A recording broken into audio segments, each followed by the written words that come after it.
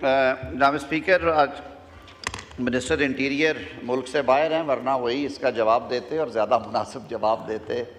मेरी शायद ये टाइम भी नहीं है और मेरे जवाब में शायद कुछ चीज़ें, कुछ थोड़ी सी तिश्नगी रह जाए तो उसकी मैं माफ़ी मांगना चाहता हूँ। जी सर, पूछा ये गया है कि ऑनरेबल जो पार्लियामेंटेरियंस हैं उनके नाम एग्ज़िट कंट्रोल लिस्ट में और जो प्रोविजनल लिस्ट है जिसे PNIL कहते हैं जी, उसमें हैं और क्यों हैं। महकमे से जो नंबर्स हैं वो मैंने मांगे। एक वो बड़ी एक्सरसाइज होती है सर, इसलिए कि आज उन्होंने स्पीकर सेक्रेटेरिएट से CNIC नंबर्स लिए हैं, क्योंकि सर वो एक कंप्यूटराइज सारा डेटा सिस्टम है।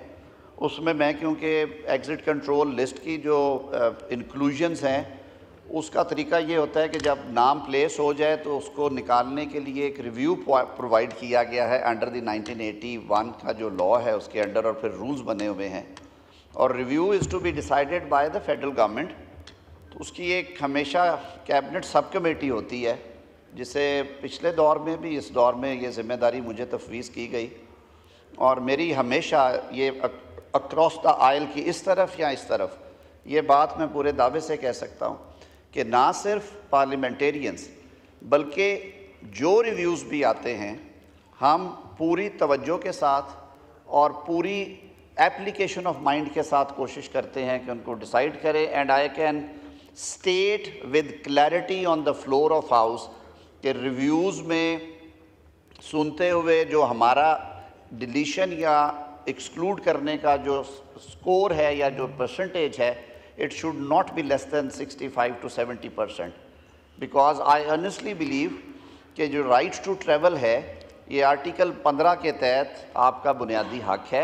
However, article 15 itself states subject to law, और ये जो लॉ है एग्ज़िट कंट्रोल लिस्ट का 1981 का, इसने जुडिशल स्क्रूटनी के बहुत सारे टेस्ट पास किए हैं। ऑनरेबल सुप्रीम कोर्ट की और हाई कोर्ट्स की बहुत सारी जजमेंट्स हैं, हम लोग ख़ुद पेश होते रहे हैं। ये व्हील घूमता रहता है। पिछले अदवार में बेतहाशा लोग जो अपोजिशन में थे उस वक्त, जो आज ट्रेनी बेंचेस पे हैं, ख्वाजा साहब, वो भी इस कर्ब से गुज़रे हैं। और मैं ये बिल्कुल नहीं कहूँगा कि वो जो पंजाबी का मुहावरा है कि जिमें पढ़े या ओवें पढ़ावांगे, ये नहीं होना चाहिए, बल्कि चीज़ों को strictly in accordance with law and rules होना चाहिए। सर, मैं सिर्फ ये इस्तदा करूँगा कि जहाँ तक तो डिटेल्स का ताल्लुक़ है कि किन के हैं और किन के नहीं हैं, वो अगर सिर्फ उसका एक छोटा सा तरीक़ेकार है कि आप अपना जो नेशनल ID कार्ड नंबर है वो अगर सेक्रेटरी असम्बली को पहुंचा दें, आई विल मेक श्योर कि जितनी लिस्ट है आपकी वो सारी स्क्रूटनाइज करके दे दें। I have been assigned this question this morning. I wish कि मुझे 2 दिन पहले बताया गया होता, मैं सारी एक्सरसाइज करके आता। सही।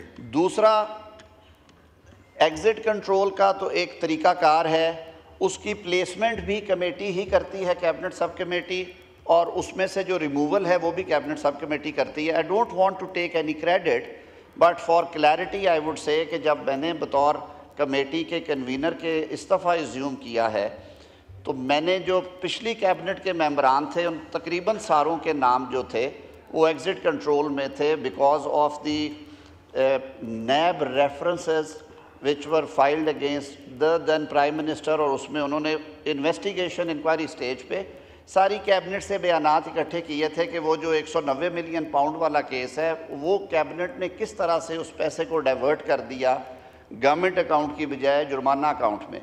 क्योंकि रेफरेंस सिर्फ फाइल हुआ था उसमें प्राइम मिनिस्टर और चंद और लोगों के, मैंने ख़ुद उस कमेटी में बैठ के, पहली या दूसरी मीटिंग थी, आई टुक अप द मैटर, और वो सारे नाम हमने रिमूव कर दिए थे। वो जितने, उनमें से बहुत सारे मोअज़्ज़ज़ मेंबरान दोबारा इलेक्ट हो के सेवान में आ चुके हैं, और उसमें कोई एक्स्ट्रा फेवर या ग्रेस नहीं थी।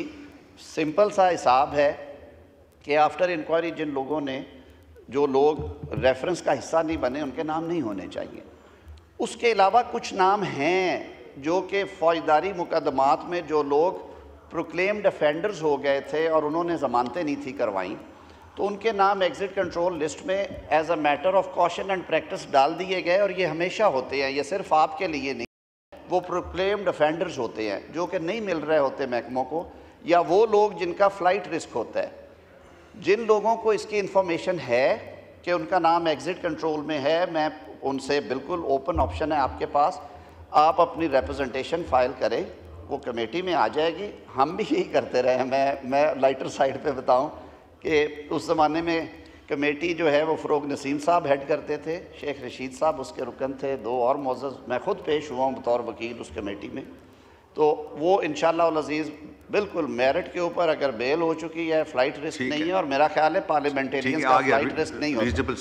PNIL जो है उसके लिए रूल्स बन गए हैं, वो रूल्स जा रहे हैं। पहले ये एक अनएंडिंग है, ये सुप्रीम कोर्ट के हुक्म पे जस्टिस साकिब निसार साहब ने 2018 में ये तरीक़ाकार इंट्रोड्यूस करवाया था। बावजूद, मैं वजूहात में नहीं जाऊंगा क्योंकि हम उस पर बहुत दफ़ा पहले बात कर चुके हैं।